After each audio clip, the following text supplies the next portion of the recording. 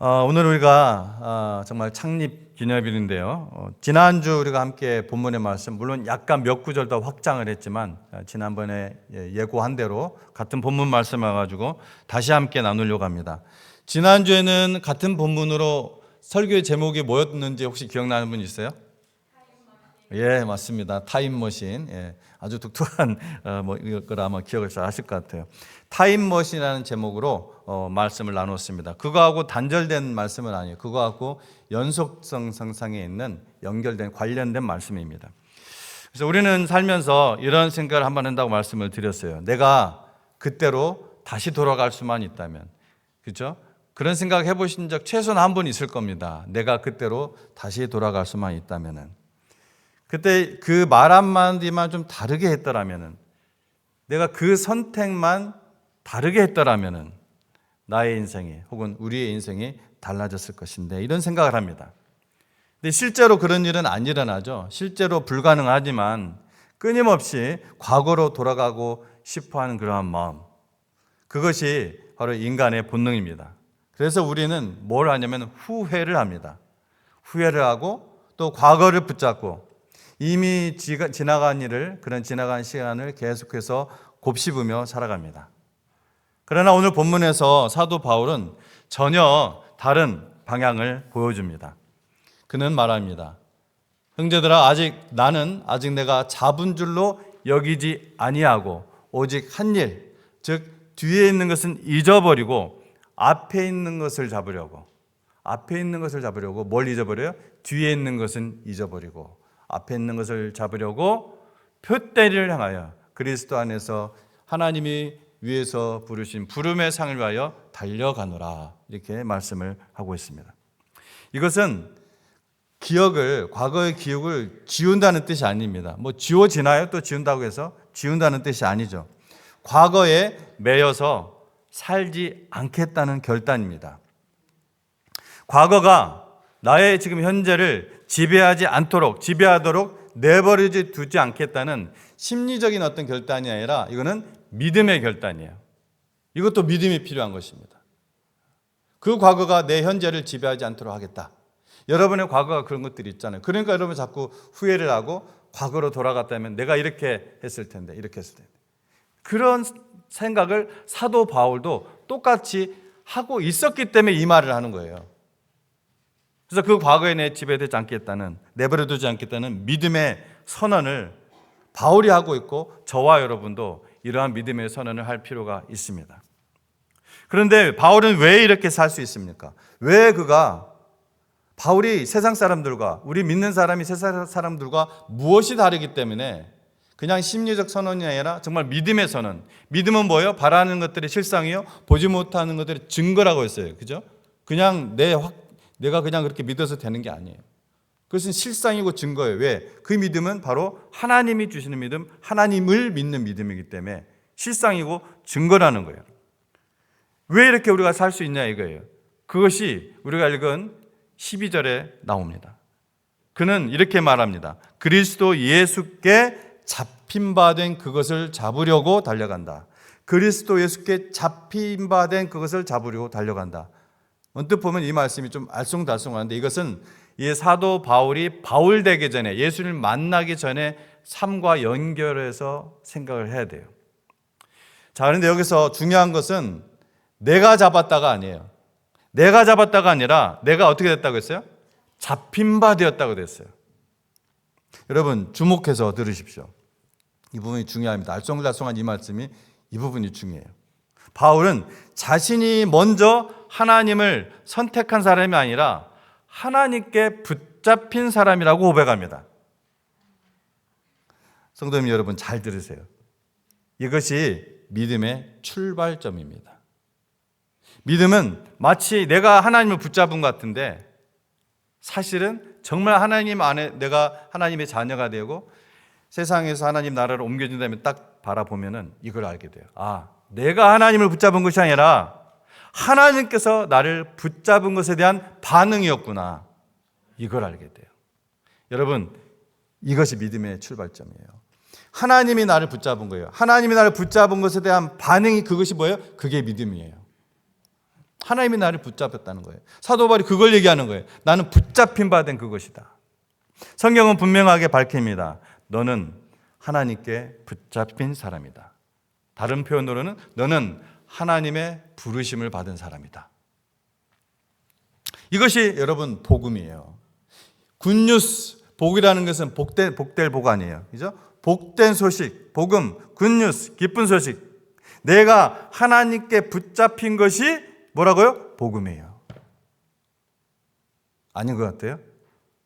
생각을 해보세요. 여러분, 여기 위대한 대통령이 여기 있습니다. 여러분이 생각할 수 있는 대통령이 아니더라도 세계적으로 너무나 위대한, 그리고 정말 존경하는 그런 사람이 여기 있습니다. 그런 대통령을 얼굴 한번 보는 것도 쉽지 않은 일이고, 또 한번 보는 것도 정말 영광스러운 일이라 생각하실 거예요. 그런데 그 위대한 대통령이 내가 그 대통령을 찾아간 것이 아니라 그 위대한 대통령이 누추한 나의 집을 친히 찾아왔어요. 나를 만나러. 그리고 친히 내 이름을 이미 알고 있습니다. 그리고 불러줍니다. 그리고 뭐라고 합니까? 나와 함께 있자. 나와 함께 식구가 되자. 그리고 뿐만 아니라 나에게 위대한 일을 믿고 맡겨줍니다. 여러분에게 그런 일이 실제로 일어났다고 생각해 보십시오. 기분 나쁩니까? 귀찮습니까? 아니죠. 그런 분이 있다면 어쩔 수 없지만 이건 너무나 영광스럽고 감사하고 기쁜 일 아닙니까?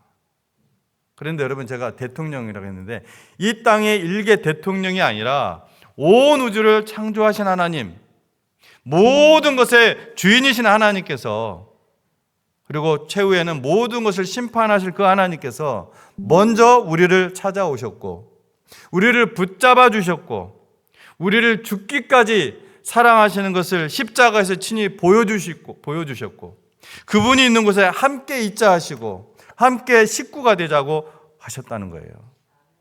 아멘. 그리고 우리를 지극히 영광스럽게 해주셨습니다. 어떻게 해요? 우리가 한 사람 한 사람을, 나를 주님의 몸이 되게 하셨다는 거예요. 주님의 몸. 이건 상징이 아니에요. 지금 이미 우리가 주님의 몸입니다.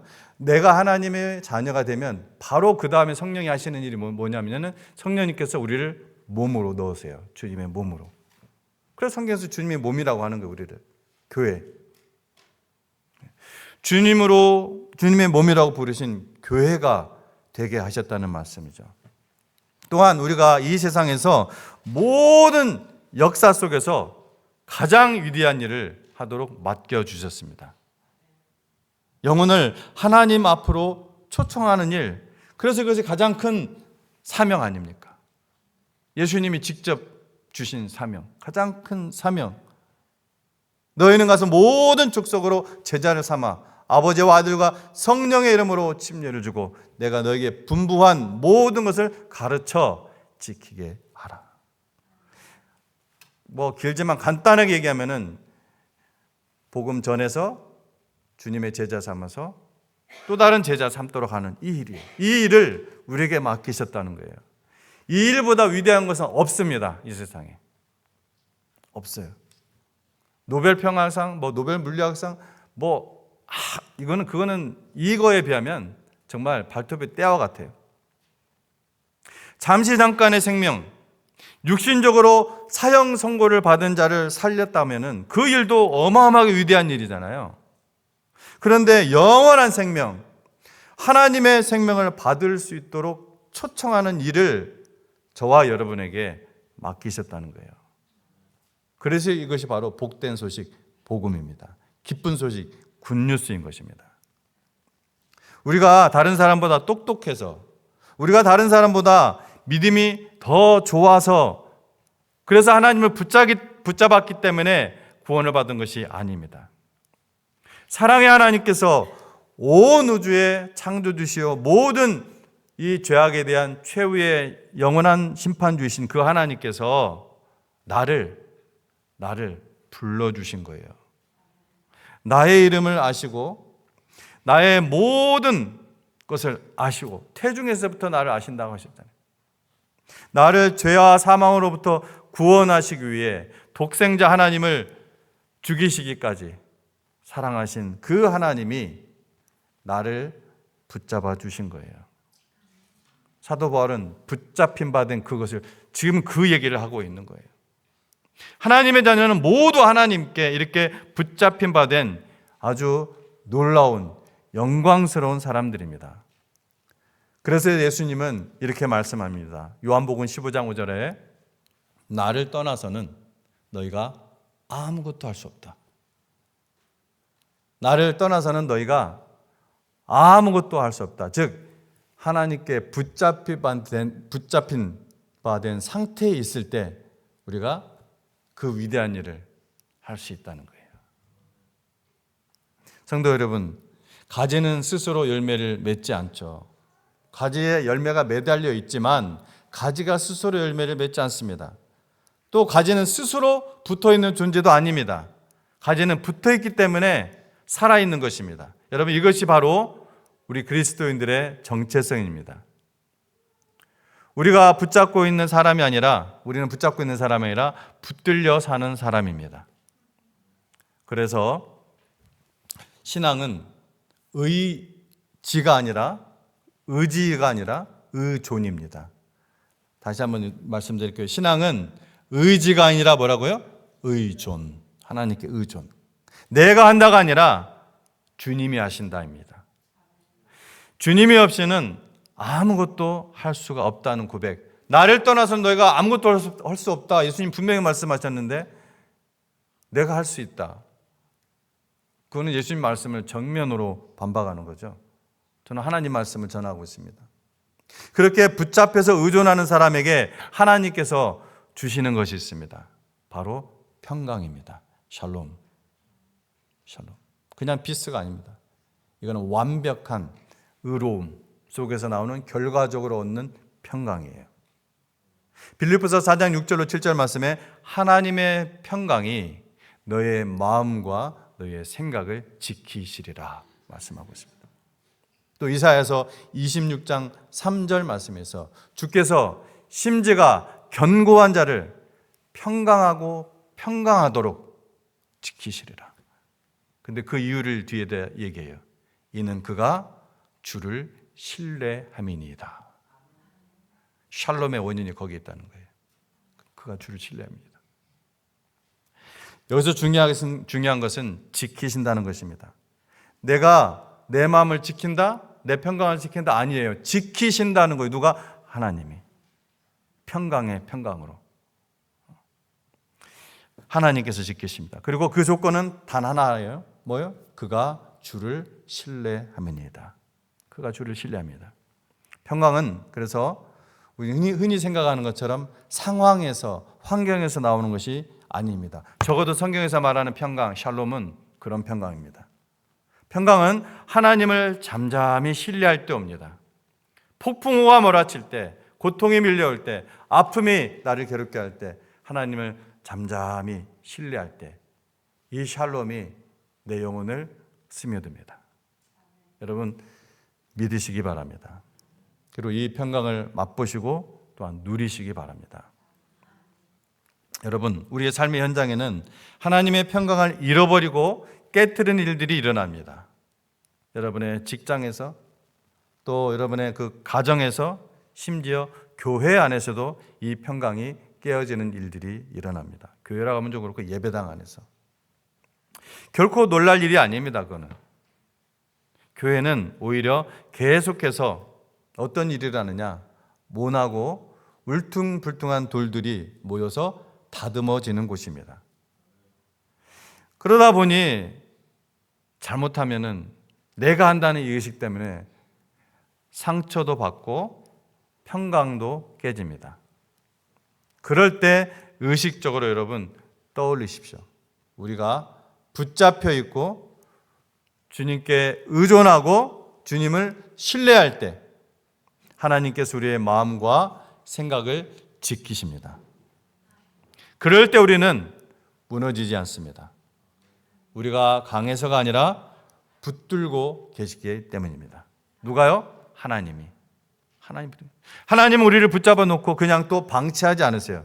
하나님은 우리를 어떻게 할까요? 다듬으십니다. 다듬으셔. 여러분, 우리가 다듬어져야 한다는 것을 부인하는 분이 있어요, 이 자리에? 나는 예수님 잘 믿고 있기 때문에, 나는 워낙 심성이 착하고 좋기 때문에 나는 다듬어질 필요가 없다 라고 생각하는 분은 아마 한 분도 없을 겁니다.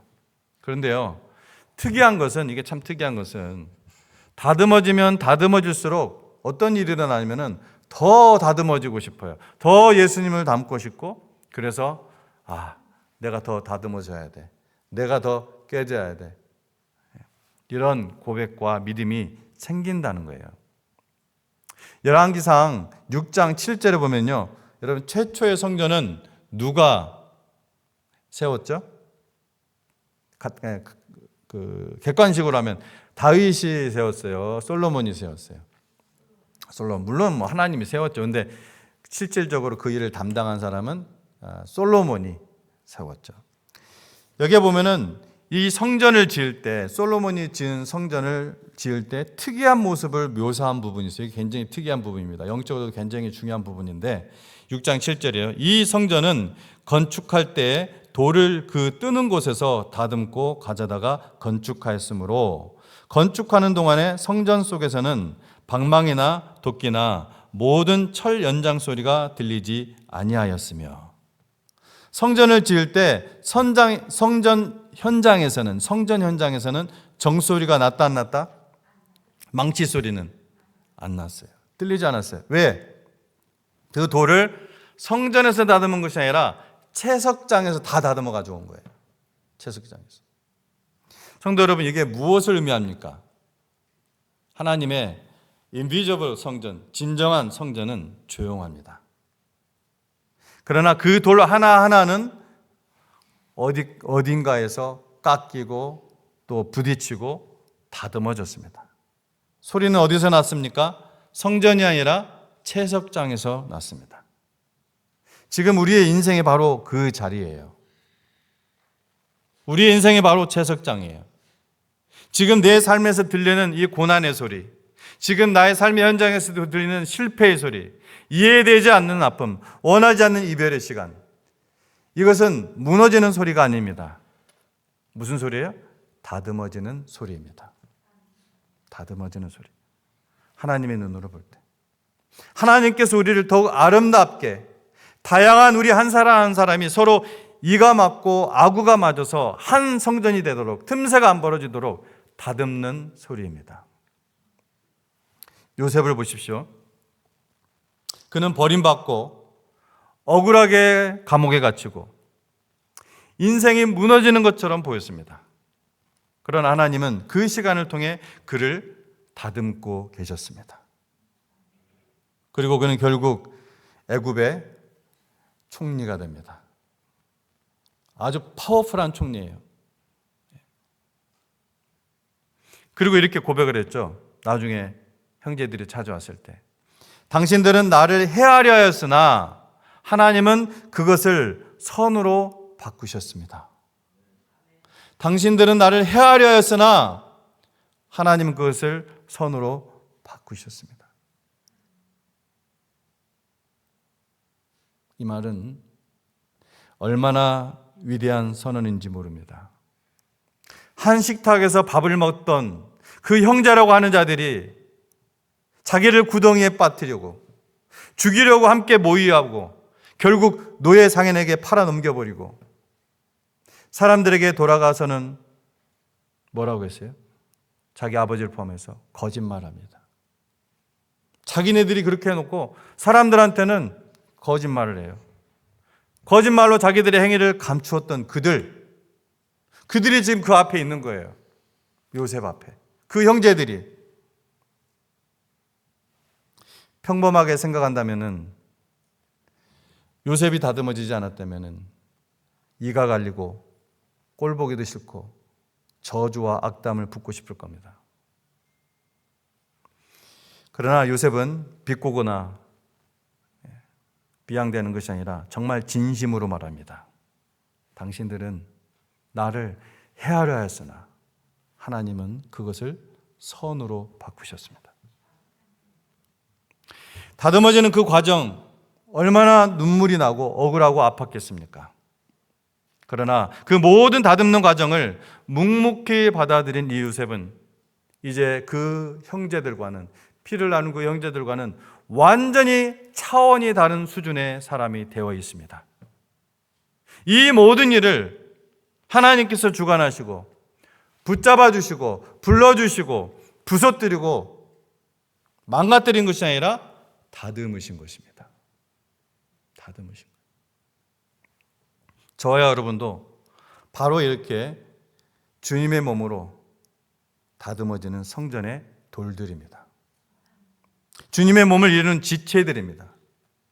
우리가 하나님께 붙잡혀 살아가고 하나님께서 나를 성전의 돌이 되도록 다듬도록 우리가 기꺼이 우리가 내어드릴 때, 아파도 내어드릴 때, 이것을 우리도 언젠가 요셉과 같은 그런 고백과 이러한 위대한 선언을 할 날이 올 줄로 믿습니다. 여러분, 사람은 누구나 실수를 하며 살아갑니다. 하지만 요셉의 형제들처럼 의식적으로 그리고 의도적으로 형제나 자매를 해야 하는 사람은 되지 않도록 정말 주의하십시오. 반드시 심판의 날이 옵니다.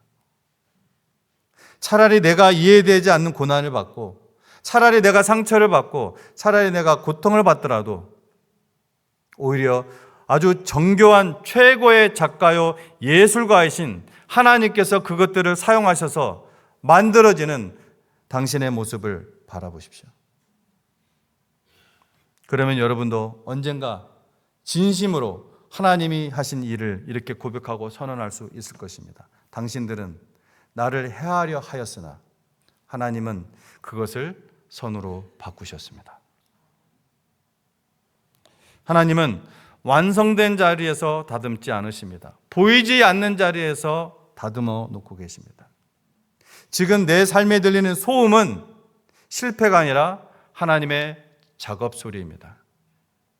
이번 예배당 안에서 들리는 이 소음은 실패가 아니라 하나님의 끊임없는 작업 소리입니다. 그래서 우리는 타임머신이 필요 없습니다. 지금 이 시간이 바로 하나님이 나를 다듬고 계시는 시간이시기 때문입니다. 그런데 성경은 여기서 한 걸음 더 나아갑니다. 요한계시록 21장 22절 말씀에 성 안에서 내가 성전을 보지 못하였으니 이는 주 하나님 곧 전능하신 이와 어린 양이 그 성전이라. 다시 한번 읽어드릴까요? 성 안에서 내가 성전을 보지 못하였으니 이는 주 하나님이 곧 전능하신 이와 어린 양이 그 성전이심이라. 요한계시록 말씀이에요.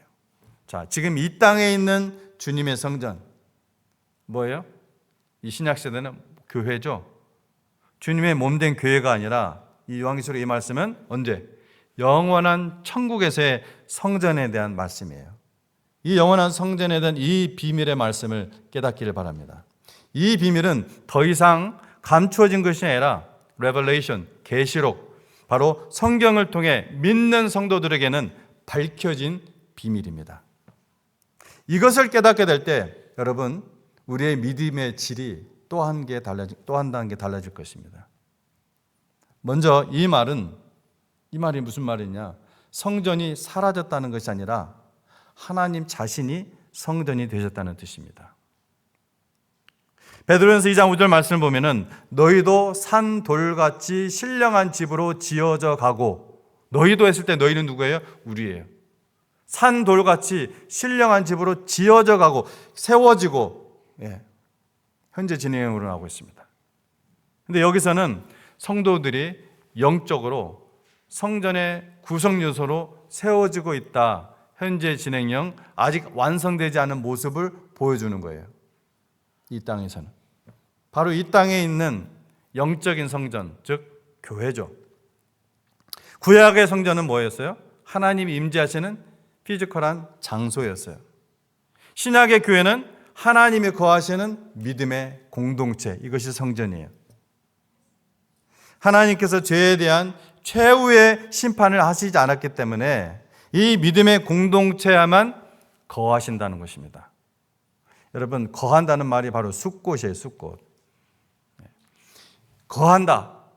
요한복음 1장에 나오는, 그리고 출애굽기에도 나오는 굉장히 귀한 말씀이에요.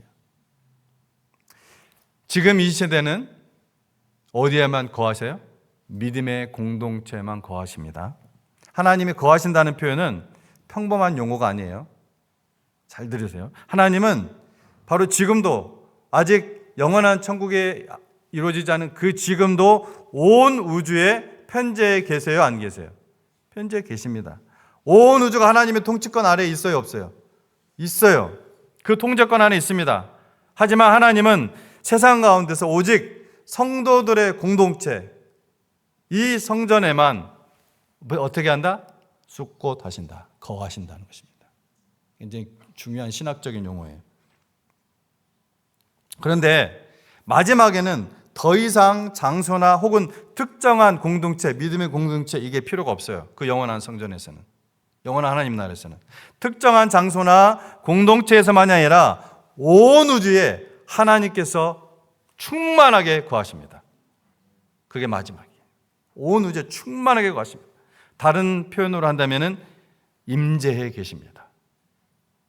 그렇다면 이때 우리는 무엇인가? 이 영원한 성전이 있는 그 영원한 천국에서 이때는 우리는 무엇인가? 여전히 우리는 지체이고 여전히 성전의 일부입니다. 하지만 방식이 이렇게 바뀝니다. 지금은 우리가 성전을 이루는 구조입니다. 구조. 그런데 천국, 즉 영원한 곳에서는 우리가 하나님의 임재 안에 완전히 연합되어 버린 존재가 돼요. 우리가 완전히 연합된 존재가 돼요. 이루어지는 어떠한 구조가 아니라 하나님과 완전히 연합된 존재가 됩니다. 즉 성전을 이루는 존재가 아니라 온 우주에 충만한 하나님 안에 거하는 존재가 된다는 것입니다. 높아지면서 다시 정확하게 표현하자면 지금 이 땅에서 우리는 성전으로 세워져, 산돌로 세워져 나가는 존재에서 영원한 천국에서 우리는 성전 되신 하나님 안에 거하는 존재로 완성된다는 것입니다. 이게 어마어마한 것입니다. 우리는 지금 하나님 나라의 영원한 성전을 이루는 아름다운 돌들, 하나님의 위대한 걸작입니다. 그래서 지금 이 땅에서 삶은 영원한 성전이 아니라 어떤 거예요? 사실 채석장입니다. 우리는 지금 다듬어지고 있습니다. 맞춰지고 있습니다. 준비되고 있습니다. 그래서 바울은 말합니다. 나는 붙잡힌 사람이기 때문에 달려간다. 붙잡힌 사람이기 때문에 나는 달려간다. 성도 여러분, 이제 결론입니다. 우리는 타임머신이 필요 없는 사람들입니다. 왜냐하면 하나님이 우리를 붙잡고 계시고 하나님 우리를 다듬고 계시고 하나님 우리를 완성하실 것이기 때문입니다. 그러므로 더 이상 과거를 붙잡지 마십시오. 더 이상 계산하지 마십시오. 하나님의 말씀을 믿으십시오. 그렇다면 따라가셔야 됩니다. 따라가셔야 돼요. 그것이 구원의 어떤 법적, 신분적 상태에서 나 하나님의 자녀야. 이거 이제 신분적 상태죠. 그러한 상태에서 구원의 경험적인 상태, 즉 성화되어가는 상태입니다. 넘어져도 가십시오. 흔들려도 가십시오. 아파도 가십시오. 이해되지 않아도 가십시오. 왜냐하면 사랑의 하나님, 전능하신 하나님이 나를 불러주셨고 지금도 붙잡고 계시기 때문입니다. 나는 붙잡힌 사람입니다. 영원한 성전의 그 아름다운 돌로, 즉 예수님의 그 온전한 모습으로 다듬어지는 선택된 사람입니다. 그래서 나는 달려갑니다. 그래서 나는 포기하지 않습니다. 믿습니까? 기도하겠습니다.